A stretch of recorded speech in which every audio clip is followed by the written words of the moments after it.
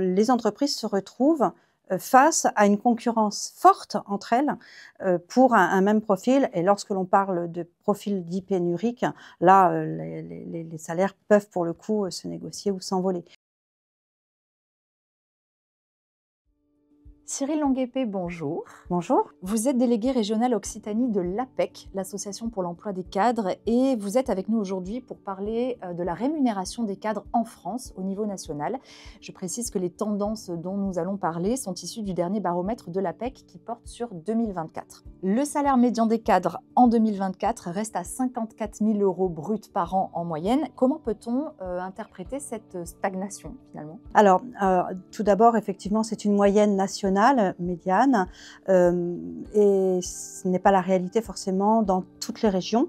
Il y a des disparités que l'on rencontre dans certaines régions et cela est en référence directe avec le tissu économique, avec l'attractivité ou non de la région et puis des secteurs d'activité de toutes les régions. Quelles régions se démarquent par exemple? Alors, les plus basses régions, enfin les régions qui rémunéreraient le moins les cadres, on parle de l'Occitanie notamment, qui se trouve, sauf erreur, à une médiane de 49 KE, donc voilà, nettement inférieure à la médiane moyenne donc de la France nationale, et puis d'autres régions qui se ressemblent finalement de par leur tissu économique et une prépondérance et une forte représentation des TPE-PME sur ces secteurs-là et plutôt sur des périmètres ruraux.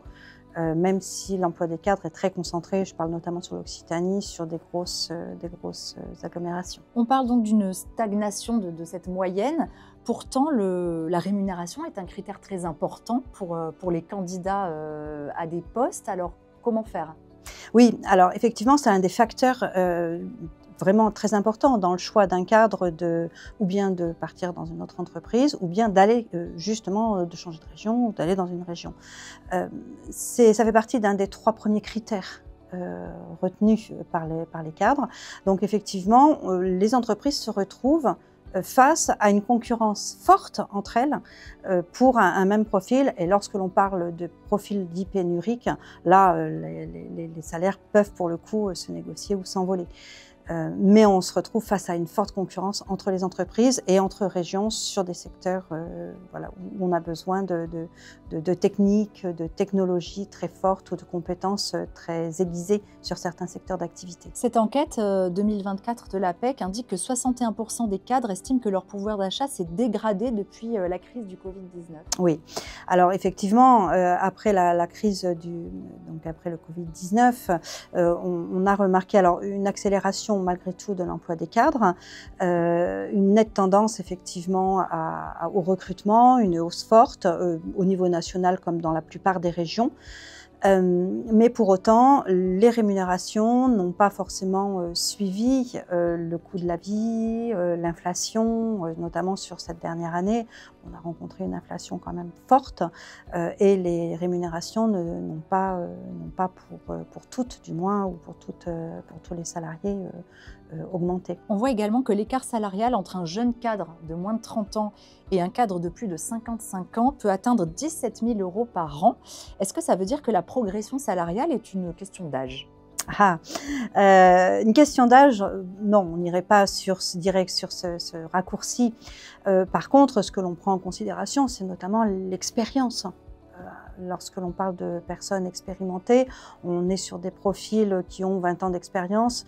La rémunération et la différence de la rémunération peut effectivement se justifier par rapport à cette expérience-là. N'oublions pas tout de même que passé un certain âge, notamment je pense, j'ai une forte pensée pour les plus de 55 ans, qui se retrouvent parfois en difficulté avec des salaires assez conséquents, enfin, en rapport avec leur expérience et avec leurs compétences, se retrouvent sur le marché de l'emploi pour une raison X ou Y, et là, ils rencontrent des difficultés pour retrouver un poste à la hauteur de leurs prétentions salariales, mais c'est pas si simple. Ça veut dire que les plus de 55 ans, potentiellement, peuvent renoncer à la rémunération à laquelle ils prétendaient pour travailler.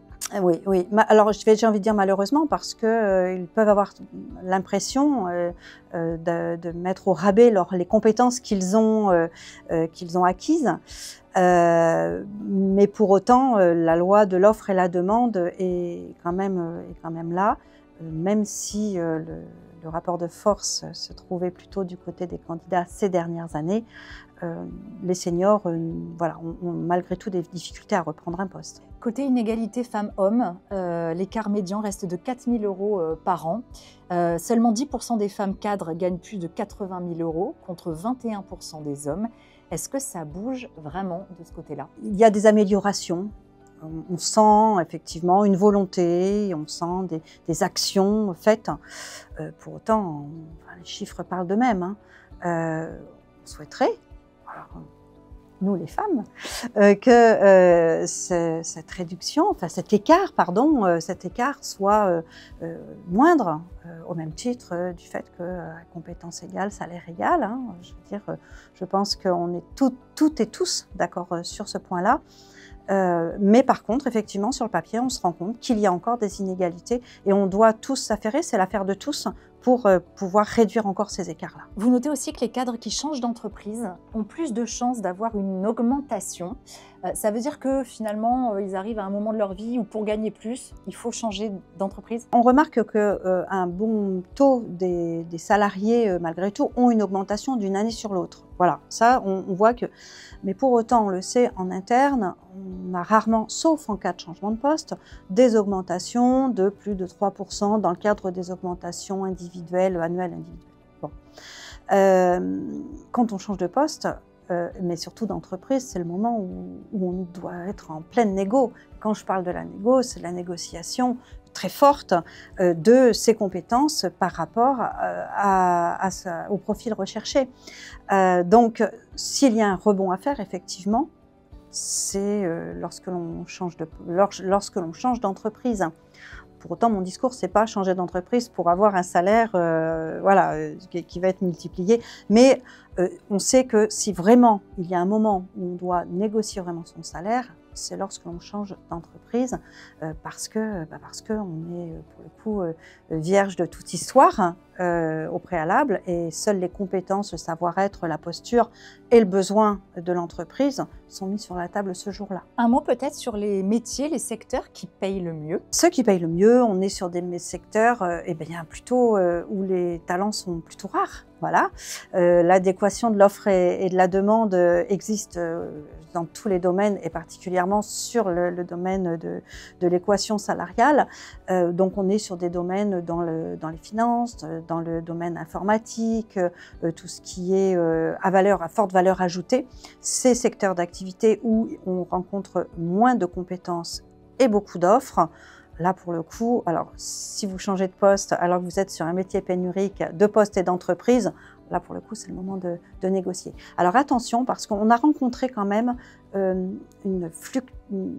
flux très fort et une tendance très forte ces dernières années à une négociation qui était très raide pour les entreprises. Et donc, en fait, c'est compliqué pour les entreprises de s'aligner, notamment pour les TPE-PME, de pouvoir s'aligner sur des rémunérations qui étaient demandées et qui s'envolaient. Parce qu'il y avait une difficulté à aligner les rémunérations et des personnes qui rentraient de l'externe et de ceux qui sont là en interne. Et pour autant, l'APEC pointe dans cette enquête qu'un cadre sur deux ne négocie pas son salaire.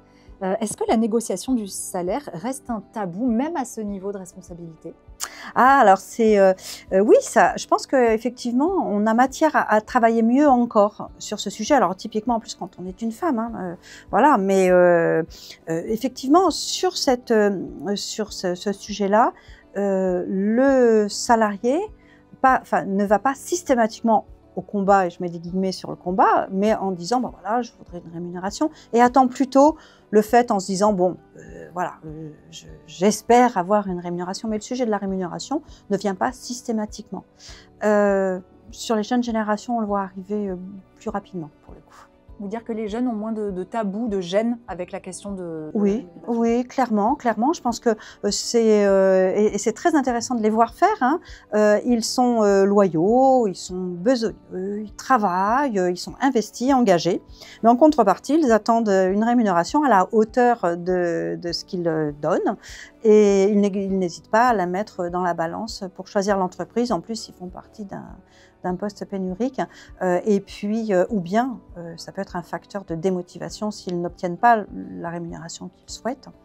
Et là, pour le coup, ils se mettent ce qu'on appelle le nez à la fenêtre et vont regarder un petit peu ailleurs ce qui se passe. Merci beaucoup. Merci à vous.